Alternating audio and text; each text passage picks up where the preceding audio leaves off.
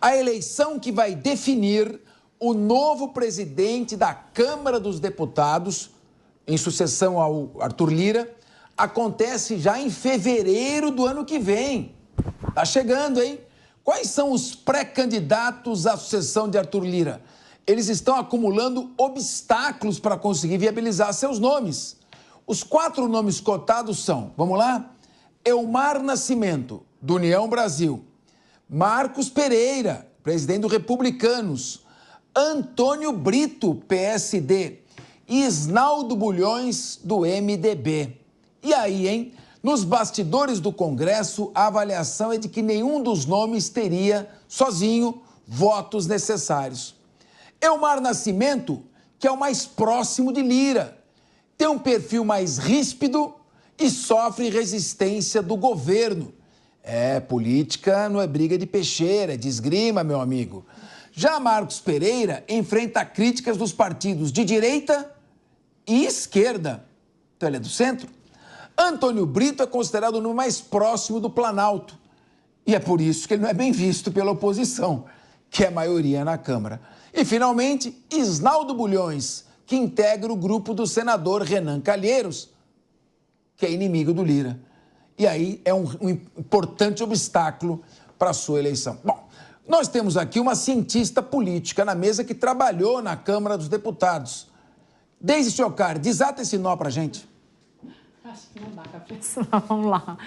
Olha, assim, a primeira coisa que me chama a atenção é o fato do Arthur Lira, que é esse presidente tão poderoso aí da Câmara dos Deputados, ainda não ter conseguido articular tão bem assim o sucessor dele, né? O Arthur Lira, que já vem de poder aí na Câmara desde que o Rodrigo Maia saiu, né? O Rodrigo Maia talvez tenha sido o último presidente importante ali na Câmara, possibilitou a aprovação da reforma da Previdência e ele, quando ele foi disputar contra o Arthur Lira, ele colocou o Baleia Rossi.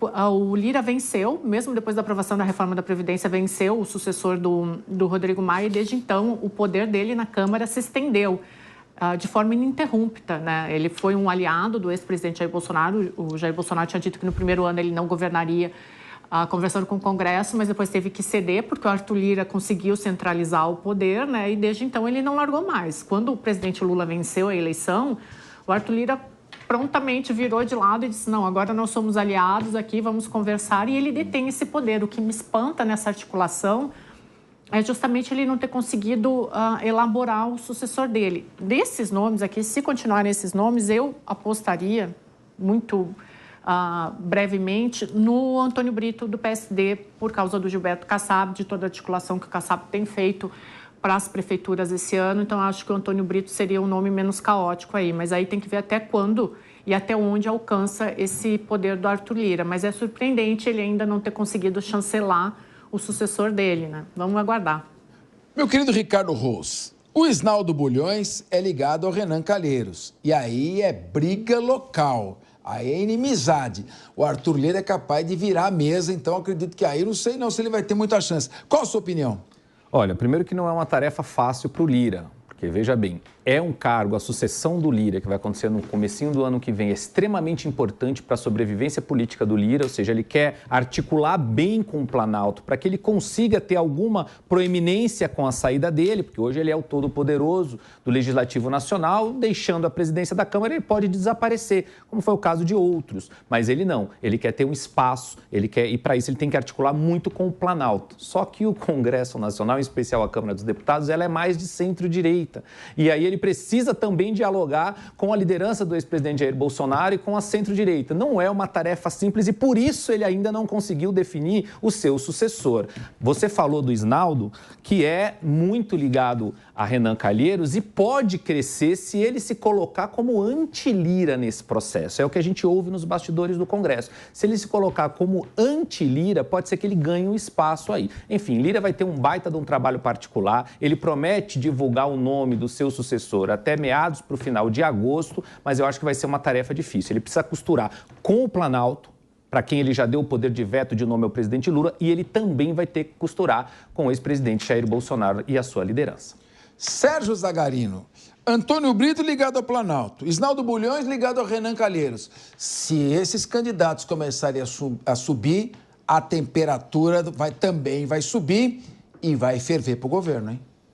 Olha, Fernando, eu não tenho dúvidas que Arthur Lira, na verdade, ele não consegue criar ali a indicação do seu sucessor em razão dos problemas que estão oriundos ali do governo federal e da falta de comunicação. Não existe harmonia entre o Poder Executivo com o Poder Legislativo.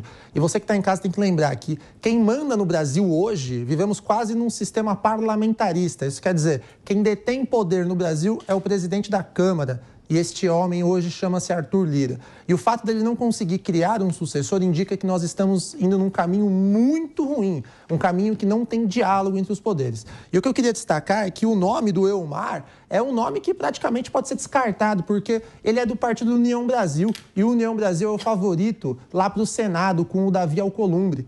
E é muito difícil a gente acreditar que tanto a Câmara quanto o Senado teriam como presidentes alguém do mesmo partido. Então, eu descartaria. Uma outra vertente que também aqui ventila como uma possibilidade é do deputado Marcos Pereira. Esse sim, acredito que tenha mais chances, porque ele está hoje presidente do partido que é o Republicanos, lembrando que é o partido que detém ainda a legenda do maior governador do Brasil, que é o governador Tarcísio, que existe, né, aquela discussão se ele vai para o PL ou não, mas isso tudo vai passar pela indicação do nome de Marcos Pereira para a sucessão de líder na casa. Isso por quê? O Marcos Pereira, do Republicanos, ele tem a bancada evangélica, que pode ser um sinal positivo para o governo Lula. Ele tem a bancada da direita, que hoje é a oposição, como disse meu amigo Ricardo, é a maioria hoje, a centro-direita. E, ao mesmo tempo, o Marcos Pereira, ele tem uma ligação muito forte da base do governo. Então, eu acredito que hoje, se tivesse uma aposta, a minha seria no Marcos Pereira. Sérgio, o Jair Bolsonaro disse que o PL não vai com ele, porque ele foi a favor, se manifestou favoravelmente ao PL das fake news. Ele perderia o voto aí de 99 deputados. Esse é o problema para ele, não? Mas eu acredito que ele vai conseguir reverter essa situação com a força que tem hoje do fato do governador Tarcísio ser do governo do estado de São Paulo e também o que tem ali de favorecimento a ele, que é a bancada evangélica, que a gente sabe que o governo federal, o Lula, ele não tem a maioria dessa questão da bancada evangélica. Ele ainda tem, dentro da questão religiosa lá, os católicos. Leandro Ferreira, qual a sua aposta? Aparentemente, essa salada aqui de candidatos ainda não foi muito bem temperada, né? Eu diria que a gente precisa esperar um pouco mais para poder fazer apostas, né? E quem sabe a sociedade de fora para dentro pudesse fazer uma coisa assim, que é até de certa forma ingênua, né? Mas colocar assuntos importantes que nós gostaríamos de ver discutida pela Câmara dos Deputados nos próximos anos. Eu entendo, por exemplo, que em alguns assuntos, Sérgio, há harmonia. Na reforma tributária, por exemplo, a gente teve o governo e a Câmara dos Deputados, depois o Senado, trabalhando conjuntamente com bastante força. Quem sabe a gente pudesse saber de cada um desses candidatos, ou devêssemos procurar saber o que cada um deles acha que vai ser importante para o próximo ciclo. Eu vejo um pouco dessa forma, sabe por quê? O Arthur Lira, ele disputou a eleição contra o Rodrigo Maia, o candidato do Rodrigo Maia à época. Inclusive, o candidato do Rodrigo Maia era o autor da PEC da reforma tributária, que era a PEC 45, né, que foi construído pelo grupo do Rodrigo Maia, apresentado pelo deputado Baleia Rossi. E mesmo assim levou adiante. Por quê? Porque o Arthur Lira não tinha o que apresentar, porque o governo fez um peso muito grande. Então, quem sabe, se a gente soubesse daqui para frente quais vão ser os próximos assuntos, a gente pudesse fazer melhores prognósticos a respeito de como deve ser essa definição.